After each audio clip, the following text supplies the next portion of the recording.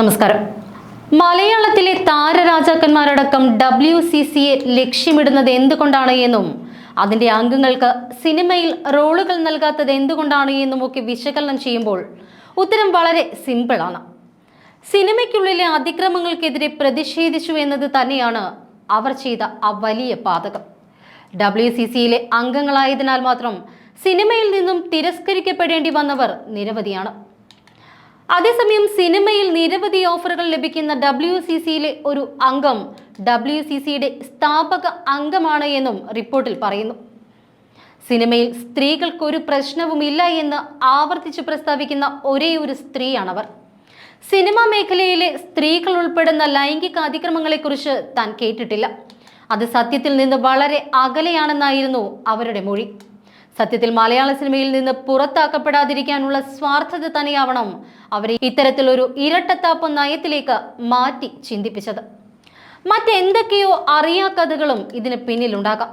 എന്തായാലും തുടക്കം മുതൽ WCC എന്ന പ്രസ്ഥാനത്തിന്റെ എല്ലാമായി കൂടെ നിന്നിട്ട് ഒടുക്കം തന്റെ മാത്രം സ്വാർത്ഥതയ്ക്കായി മറുകണ്ഠം ചാടിയ ഈ നടി ഇന്ന് ലേഡി സൂപ്പർ സ്റ്റാർ എന്ന പദവി വിലക്കെടുത്തതും ഇത്തരം നിലപാടുകളെ തൂക്കിവിറ്റതിലൂടെ കിട്ടിയ ലാഭം കൊണ്ട് തന്നെയാകും. എന്തായാലും തുടക്കം മുതൽ ഒടുക്കം വരെ ശക്തമായി WCCയുടെ ലക്ഷ്യത്തിൽ ഉറച്ചു നിന്ന് പ്രവർത്തിച്ച പലർക്കും നേരിടേണ്ടി വന്നിട്ടുള്ളത് സമാനതകളില്ലാത്ത ക്രൂരതകളാണ്. സ്വന്തം തൊഴിലിടത്ത് നിന്ന് പോലും ഒറ്റപ്പെടുത്തുകയും ഒഴിവാക്കുകയും ചെയ്തത് പോരാതെ സൂപ്പർ താരങ്ങളുടെ ചൂഷണങ്ങൾക്കെതിരെ ശബ്ദമുയർത്തിയതിന്റെ പേരിൽ മോശപ്പെട്ടവരിൽ മോശപ്പെട്ടവളായി ചിത്രീകരിക്കുകയും താറടിക്കുകയും ചെയ്യപ്പെട്ടവരും നിരവധി. ഇത്തരത്തിൽ വേട്ടയാടപ്പെട്ടവരുടെ കൂട്ടത്തിൽ നടി രേവതിയുടെ പേര് മാറ്റി നിർത്താനാകില്ല. സിനിമയിൽ പാവപ്പെട്ട പെൺകുട്ടികൾ ചൂഷണം ചെയ്യപ്പെടുന്നു എന്ന് തുറന്നു പറഞ്ഞയാളാണ് രേവതി. അവർക്ക് വേണ്ടി പ്രതികരിക്കാൻ ആരും മുന്നോട്ട് വരുന്നില്ല എന്നും എന്നാൽ അവർക്ക് നീതി ലഭിക്കുന്നതിനു വേണ്ടി WCC ഒപ്പം ഉണ്ടാകുമെന്നുമായിരുന്നു രേവതിയുടെ നിലപാട്.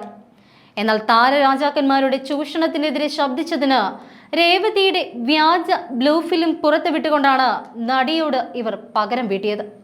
ഈ ദൃശ്യങ്ങൾ പുറത്തുവിട്ടതിന് പിന്നിൽ മലയാളത്തിലെ ഒരു സൂപ്പർ താരമാണ് എന്ന അഭ്യൂഹങ്ങൾ അന്ന് തന്നെ ഉയർന്നു വന്നിരുന്നു. ഇപ്പോൾ ഹേമ കമ്മിറ്റി റിപ്പോർട്ടിൽ ഇക്കാര്യം കൂടുതൽ വ്യക്തമാകുന്നു.